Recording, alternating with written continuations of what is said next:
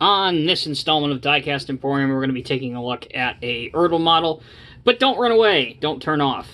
This is actually a halfway decent ERTL model, and if you'll give me a handful of minutes of your time, I will show you why. So this model is, well, it's got to be at least 10 years old by now.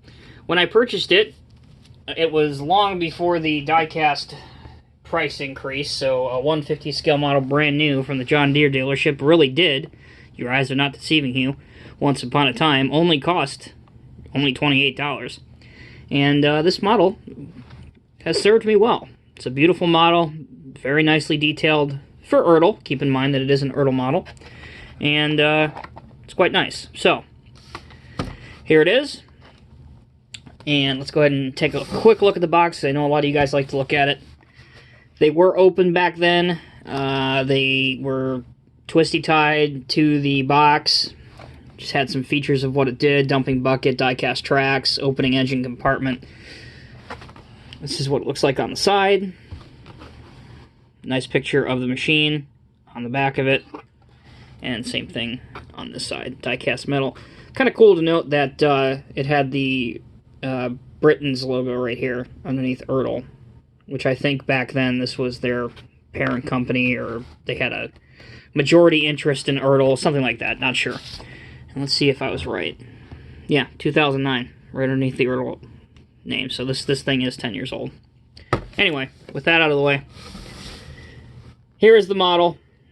Metal tracks, hydraulic lines. Here is the opening engine compartment, which does stay open. And you can see some detailed components inside. Also up on top, you can see that there's replicated anti-slip patterns up there for walking around doing maintenance on the machine. You also have an exhaust stack here, which is plastic. It does close. Your grab rail here is plastic and oversized and fat. You need to get him on a slim, fast plan. You have a mirror here, and your tracks do roll very, very well, but they are really, really large. So you can take these off very, very easily. No problem there. And if you do want to separate the tracks from this, it's very simple. You just need a Phillips screwdriver. You can take these off and put them on a 210 or on a different excavator if you're choosing. So a lot of these were bought simply for that. You can take the tracks off these and put them on a different excavator that at the time had rubber tracks, and then all of a sudden, boom, for $27 you had metal tracks.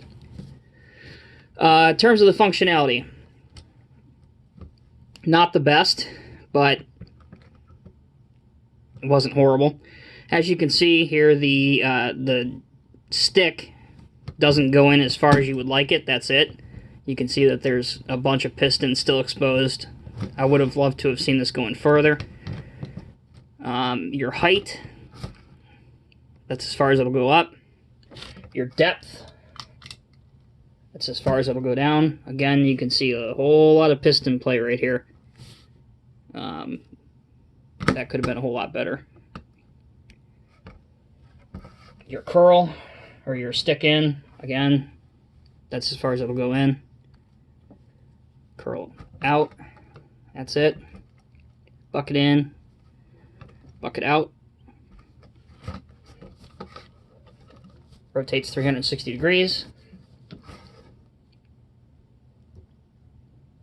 No problem there.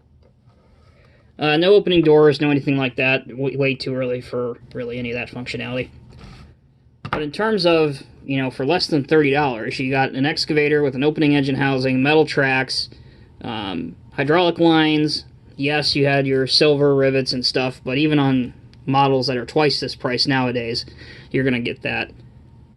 So for the time that this was made, this was a very, very popular excavator. They had 210s, they had 200s.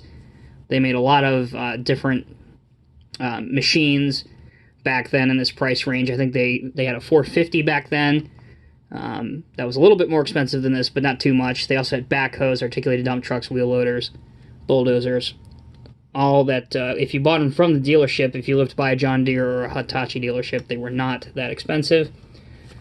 Nowadays, you know, good luck finding a Hitachi excavator for a decent price. But yeah, so obviously your tracks do sag a lot, but yeah. But in terms of a 200 size machine, not that bad.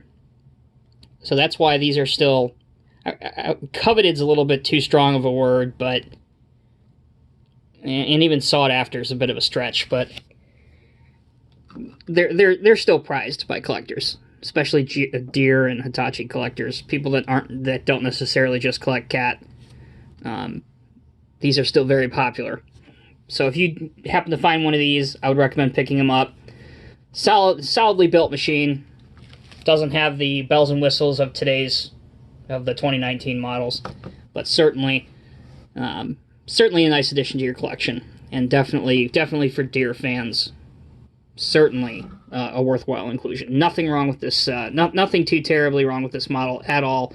Solid attempt, and quite honestly, there are excavators out there right now that are a heck of a whole lot newer that do not have the functionality nor the detail of a model that's 10 years older, and I can name a whole bunch of them that I own, and a whole bunch of black and yellow ones that I own, unfortunately, that don't have the functionality or detail of this little Deere right here.